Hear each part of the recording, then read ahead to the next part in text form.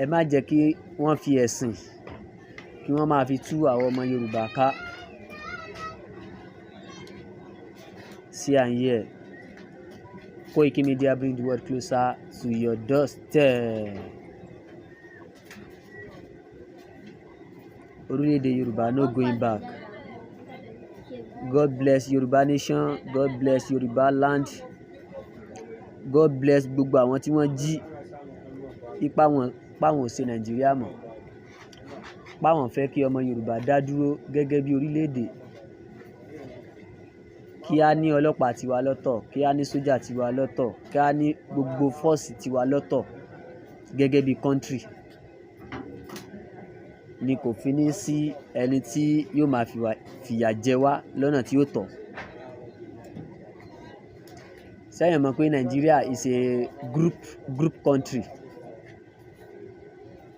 Group country òun ni orílẹ̀-èdè Nigeria. Orílẹ̀-èdè tí a dá láti ọwọ́ àwọn kan. Ọwọ́ àwọn kan lórílẹ̀-èdè Nigeria wà. Ẹ jẹ́ ká jí ká má sùn. End Nigeria to save lives. End Nigeria to save lives. End Nigeria to save lives. Kó lè rọrùn fún àtọmọ kékeré àtàgbà. Kó lè rọrùn fọ́kọ, kó lè rọrùn fún ìyàwó. Àfi kó ní kálukú lọ tún lu ẹ̀ ṣe o. Kó lè rọrùn fọ́kọ, kó lè rọrùn fọ́mọ. Kí security lè wà. Kí good life lè wà.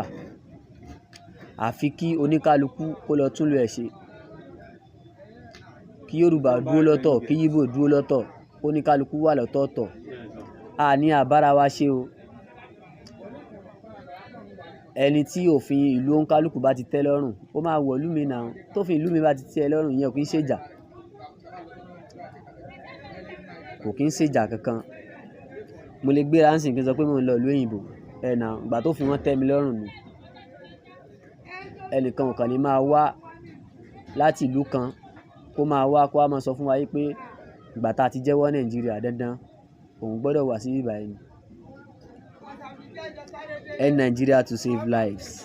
Koiki Media bring the world closer to your doorstep.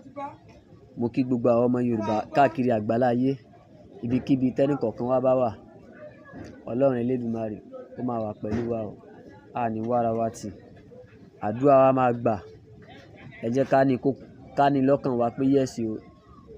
Tí Nàìjíríà ò bá break, tó ní kálukú ò bá lọ tún lu ẹ̀ ṣe, ìlú yìí ò lè rọgbọ o.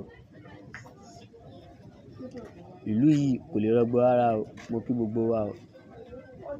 Ọlọ́run Elédùmarè máa wà pẹ̀lú wa o. Mo sì kí gbogbo ẹ̀yin Koiki Media fans. A ní wáyé tí o. Ọlọ́run Elédùmarè máa wà pẹ̀lú yín o. Ẹ sì máa tẹ̀lé iléeṣẹ́ wa. Koiki Media bring the world closer to your doorstep. Media tó ń gbẹnusọ fún ilẹ̀ Yorùbá. Media tó ń gbẹnusọ fún ilẹ̀ Yorùbá. Àdúrà máa gbà o. Òní ni on the 13 June 2025. Today is 13 June 2025 tí yóò ní jẹ́ ọjọ́ Friday.